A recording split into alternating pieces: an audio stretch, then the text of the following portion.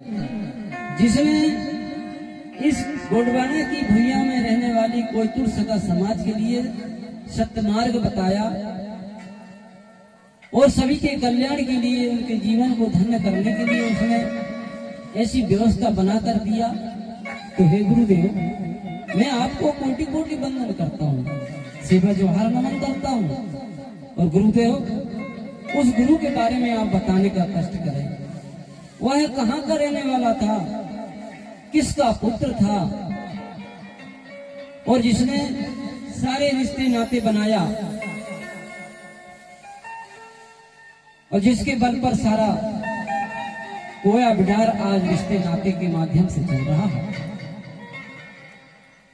ऐसा करके अपने गुरु विक्रम देव से प्रार्थना करके और राजा वीर साय अतराम से पूछते हैं, जो चांदागढ़ के निवासी थे। तब गुरुदेव ने कहा, हे राजा वीर साय, तुम बहुत चतुर और गुणवान हो, जो सगा समाज के लिए, उनके पुनरुत्थान के लिए, उनके जीवन के कल्याण के लिए, भलाई के लिए और सतमार्ग मुझसे पूछ रहे हो। बड़ा दो तुम पर सहाय है। तब तो मुझसे आप इस प्रकार की बातें पूछ रहे हो। ऐसा कहकर के गुरुदेव ने और उनको आशीर्वचन देते हुए कहने लगा कि हे राजा, पूर्वाकोट गणराज में पुलसिव राजा और हिरवा रानी अपना राजकाज संचालित कर रहे थे। उस समय उनके घर में किसी पुत्र या पुत्री का कोई वर्चस्व नहीं था, उनके घर में संतान नहीं थी। लेकिन बड़ा देव की असीम कृपा से कुछ दिनों के बाद उनके घर में एक नन्हा सा पुत्र, एक बालक का जन्म हुआ था। इस प्रकार से गुरु विक्रमदेव अपने राजा वीर साय से कहते हैं,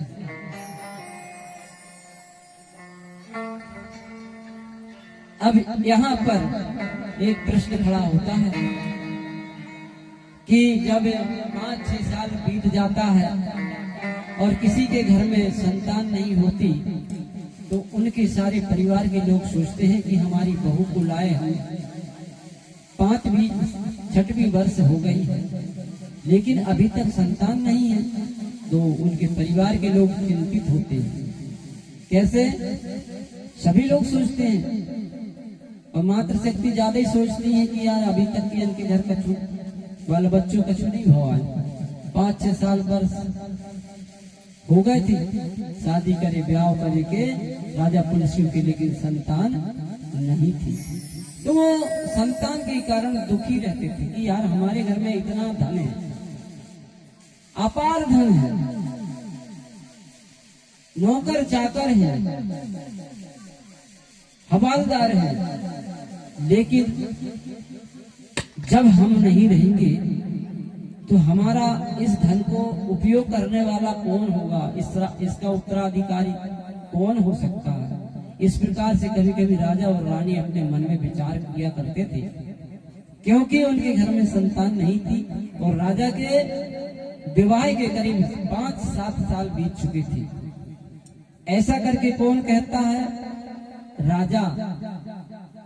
राजा को कौन समझाता है? वीर साय अतराम जी को गुरु विक्रम देव।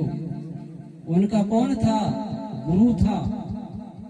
राजा वीर साय अतराम जी का गुरु कौन था? गुरु विक्रम देव। वो इस प्रकार से बताता है कि भैया राजा, एक समय की बात है जिस समय पूर्वाकोट गणराज में राजा पुलसिव और रानी हिरवा राज करते थे और उनके 5-7 साल विवाह के हो गए थे, लेकिन उनके घर एक भी संतान नहीं थी। तो दोनों राजा रानी बहुत दुखित हुआ करते थे। आज हमारे घरों में भी ऐसा ही होता है कि नहीं, कि अगर 5-6 साल हो जाते हैं तो कहने लगते हैं लोग अरे उसके घर की बहू के अभी तक कुछ नहीं पाया, सोचते कि नहीं, हर घर की कहानी होती है। इसी प्रकार उनके घर में, उनकी राज्य में भी यही चर्चा चलती थी कि रानी इतने दिन हो गए अभी तक कुछ नहीं भैया, एक भी लड़का बच्चे नहीं है उनके, और उनके घर तो धन भरपूर है, अपार है। जब राजा नहीं रहेगा तो उसका उत्तराधिकारी कौन रहेगा? क्योंकि उस समय जिस राजा का राज चलता था, उस समय उसकी जो संतान होती थी वही राज करती थी। इस प्रकार का नियम था उस समय का, और उसी नियम को आज के लोगों ने भी सोच लिया कि सरपंच भी बनूं तो मैं ही बनूं, जनपद सदस्य बनूं तो मैं ही बनूं, और विधायक भी बनूं तो मैं ही बनूं, मंत्री भी बनूं तो मैं ही बनूं। ऐसा कि आज भी सोचने लगे। जिस समय राजा के घर में जब कोई पुत्र पैदा होता था, तो जब बड़ा होता था तो उसको ही राज सिंहासन सौंपी जाती थी, ऐसी व्यवस्था थी। किसके समय में? जिस समय शंभू शेख राजा 5 खंड के राजा थे धरती के, उस समय गणराज अलग अलग थे। वो एक मुखिया की तरह थे, लेकिन गणराज अलग अलग थे। जैसे इस गांव का एक मुकद्दम होता है, पटेल होता कि नहीं होता, उसी प्रकार उस समय एक गांव का एक उसके अधीनस्थ, जैसे पंचायत में गांव होते हैं, ऐसे ही वो गणराज हुआ करते थे। गणराज ने पूर्वाकोट के परिक्षेत्र में जितने भी गांव आते थे, उनका संचालन कौन करता था? राजा पुलस्यु, जिसका पुत्र बाद में पानीपारी कुपारलिंगो हुआ था। तो राजा जब इस प्रकार सोचता था तो बड़ा देव की असीम कृपा होती है, और कुछ दिनों के बाद में उनके घर में रानी गर्भवती हो जाती है, गर्भ धारण कर लेती है। कौन? रानी हिरवा। रानी हिरवा गर्भ धारण कर लेती है। तो गर्भ धारण करने के बाद में हर स्त्रियों का मन अनेक प्रकार की वस्तु खाने का करता है कि नहीं? मातृ शक्तियों को पता होगा कि जब कोई बहू गर्भ धारण हो जाती है, या बिटिया या कोई माताएं, तो वो अनेक प्रकार की वस्तु खाने का मन करती है ना।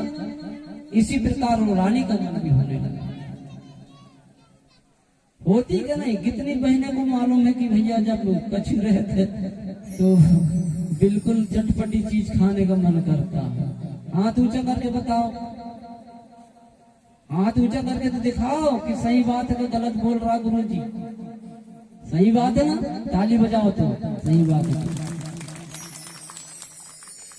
क्योंकि उस समय परिवार के लोग उसके लिए फिर खट्टे फल भी लाते हैं। रानी कहती है कि आज मैं इमली खाती, हमने इमली कह दिया तो सबके मुंह में पानी आ गया। ऐसा कभी कभी पपीता खाने का मन करती थी। कभी राजा से कहती थी कि राजा आज मेरा मन तो नारियल खाने का हो रहा, नारियल बुलवाया करता था राजा उसके लिए। कभी कहती थी कि मुझे भाजी खाने का मन कर रहा, तो कभी कभी भाजी भी बुलवाया करता था राजा। इस प्रकार से उसकी व्यवस्था होती रही। इसी प्रकार आज की महिलाएं भी अनेक प्रकार की वस्तुएं खाने का मन करती हैं और खाती भी हैं। ये हमको और आपको सबको पता रहता। और जब कुछ नहीं मिलता तो महिलाएं कभी कभी मिट्टी भी खा लेती है, चारों जिसको लिपाई पुताई करती, और वो भी नहीं मिलती तो क्या करती मालूम? चूल्हे की राख कंडा की खाने लगती। ये हमको पता और इनको सबको पता है। खाती कि नहीं महिलाएं? सही बोलना। खाती है तो ताली बजाओ ना तुम। हाँ, पता है तुमको। इस प्रकार से जब किसी के गर्भ में कोई शिशु का अवतरण होना प्रारंभ होता है तो उनका मन अनेक प्रकार की वस्तुएं खाने का करता है। तो उसकी पूर्ति कौन करता है? उनके घर परिवार के लोग करते हैं भाई। उनके लिए कभी फुटाने लेके आएंगे, कभी नारियल लेके आएंगे, कभी केला भी लेके जाते हैं। जहाँ जिस प्रकार की चीजें मिलती हैं उसी प्रकार से ला करके खिलाया जाता है। वो उनका दोष नहीं होता, क्योंकि जिस समय उनके गर्भ में बालक या बालिका पलती है ना, तो वह मांग करती है, क्योंकि वह कुपोषित हो जाती है, इसलिए वो मांग करती है। तो माता उसके बदले में उन चीजों को खाती है, तब उसको कैल्शियम की पूर्ति होती है, ऐसा बताया गया है। इस प्रकार से अनेक प्रकार की चटपटी वस्तु खाती हैं, और उनकी मतलब सास ससुर उनकी सेवा भी करते हैं, उनके लिए लाते हैं, खिलाते हैं। इस प्रकार से बहुत दिन चलते रहा, फिर धीरे धीरे उसका समय बढ़ने लगा। एक दिन संग बैठे रे दो प्राणी, आगे देखिए कैसा होता, विचार हो रही है अब। एक दिन संग बैठे रे दो प्राणी, रानी कहे संकोच से बानी। एक दिन संग बैठे रे दो प्राणी, रानी कहे संकोच से बानी।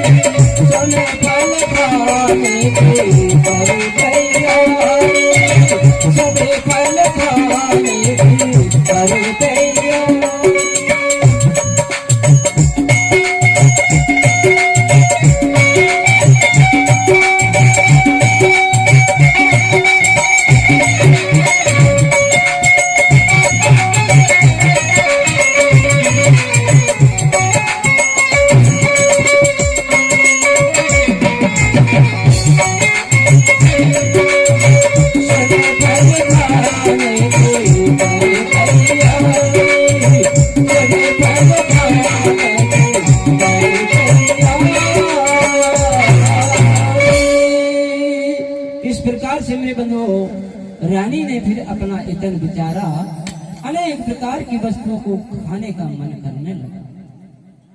रानी कभी नारियल फल खाती थी, नारियल का पानी पीती थी, और कभी केला फल बुनवा करके खाया करती थी, कभी कभी चटपटी भाजी। इस प्रकार से रानी अनेक प्रकार की वस्तुओं खा करके और अपना मन को बहलाया करती थी। कौन? रानी हिरवा देवी, राजा पुलसियों की रानी। इस प्रकार से मेरे बंधुओं, जब उनका धीरे धीरे समय नजदीक आने लगा तो रानी का मन और भी बेचैन होने लगा।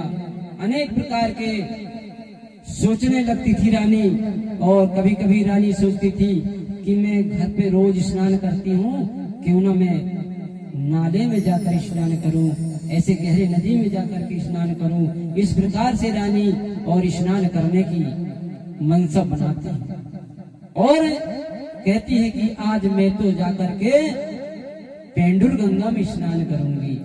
पेंडुर गंगा यानी देव गंगा, पेंडुर गंगा यानी देव गंगा। पेन यानी देव, पेंडुर यानी गंगा, वो देव गंगा थी। उनके ही और राज्य में उनके महल के आजू बाजू से बहती थी, वह देव गंगा कहलाती है। तो कैसे जा रही है रानी, देखिए। अरे निर्मल जल देख हरिशानी,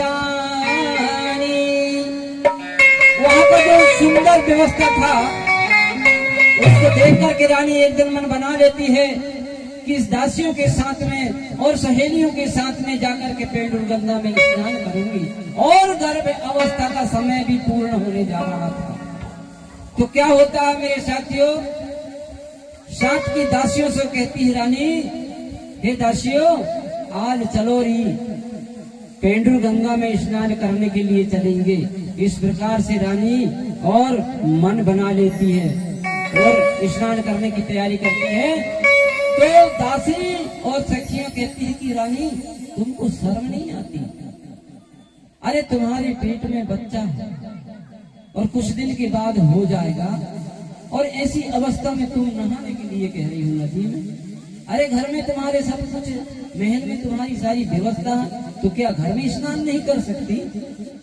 लेकिन क्या करो, वो रानी थी और ये दासी थी, ज्यादा नहीं बोल सकती। फिर भी हाथ जोड़ करके प्रार्थना करती थी कि हे रानी, हे महारानी जी, आप हमारी बात क्यों नहीं मानती? आपके पेट का जो बच्चा है कुछ दिन बाद हो जाएगा, इसलिए आप हमारी बात मानो, घर पर ही स्नान कर लो। मगर रानी मानने को तैयार नहीं थी। राजा से आज्ञा लेकर के रानी और अपने महल के पक्षी पे जाती है। राजा ने इनकार कर दिया, रानी तुम नहीं जाओगी नहाने के लिए, तुम्हारे लिए सारी व्यवस्था यहीं पर हो जाएगी। लेकिन रानी मानने को तैयार नहीं। जब सखियों के साथ में जाती है तो कैसे जाती हैं? आगे पीछे सखियां जाती हैं नहाने के लिए, उसी निर्मल जल में नहाने के लिए जा रही हैं। देखो और क्या होता, जाती हैं वहां तक पहुंचती हैं तो क्या होता है, वहां सुंदर निर्मल है स्वच्छ जल भरा हुआ था। कल कल कल कल करके धाराएं बह रही थी और उस जल को देख करके रानी का बड़ा मन हर्षित हो जाता है, खुश हो जाती। अरे निर्मल जल देख रानी हर्षानी, निर्मल जल देख रानी हर्षानी।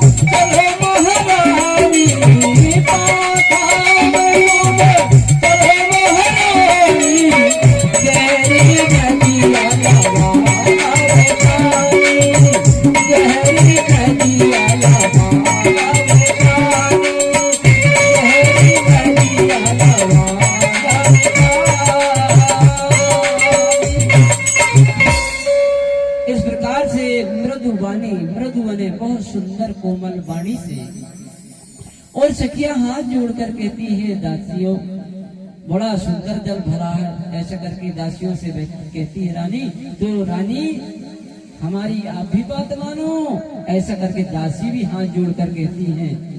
लेकिन वहां सुंदर को जल को जब देख ली, रानी का मन बहुत हर्ष, बहुत खुशी में आनंदित होने लगा कि मैं कितनी जल्दी इस जल में कूद करके नहाऊं। इतना जल्दी उसको पड़ गई। अरे उतने दूर से आई हो महारानी जी, आपके तन में पसीना आ रहा हो, तुम बिल्कुल जबरदस्ती डटे जा रही हो। ऐसा करके सखियां और दासियां मना कर, लेकिन मानने को तैयार नहीं। रानी पांव थाम चलो महारानी, और गहरी है नदियां लबालब पानी, ऐसी कह रही है दासी। अरे धीरे चलो महारानी जी, इतनी गहरी नदियां है, लबालब पानी भरा है, तुम जबरदस्ती कूदे जा रहे हो। ऐसा करके रानी को दासियां समझाती हैं, लेकिन रानी कहाँ मानने को तैयार। गर्मी के दिन थे, इसलिए रानी को नहाने के लिए बहुत उतावलापन लग रहा था कि मैं जितना जल्दी हो सके तो मैं स्नान बनाऊं। उनको रानी को रहा नहीं गया और हंस हंस के रानी धीरे धीरे दासियों को घुमाते फिराते और पानी में चलने लगती है। थोड़ा थोड़ा घुटना घुटना पानी में घुसती है, फिर आगे बढ़ती है तो कमर भर पानी में जाती है, और आगे जाती है तो गले भर पानी में जाती है, और जाकर के डुबकी लगाने लगती है। तो कैसे कैसे नहा रही है रानी पानी में, देखना। अरे पानी में रानी नहाए रही रे, बीच गंगा में जाके पानी में रानी नहाए रे, बीच गंगा